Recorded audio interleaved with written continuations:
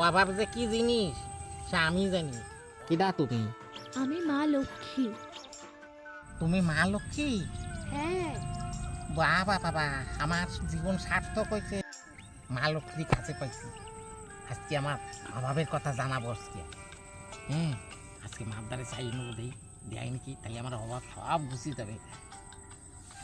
আমা, তা তোমার সে হাতে সে কলসি কো, সে টাকার কলসি কলসি হারিয়ে গিয়েছে। কি চাচ্ছি তুমি বুঝতেছো না?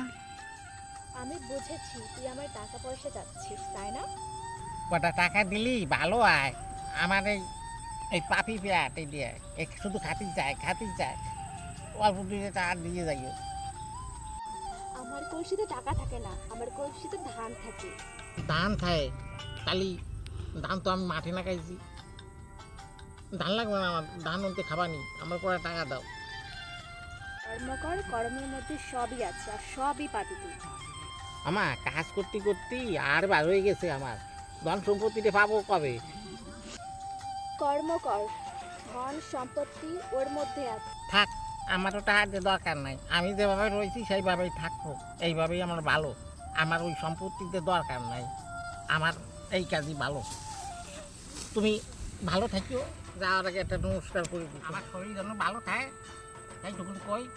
আমার আত্মা ভালো থাকলে আমি কাজ করে খাতি পারবো, তোমার পয়সা দিয়ে আমার দরকার নাই। তোমার একটা সাবা দিয়ে তুমি। তথাস্তু ভক্ত।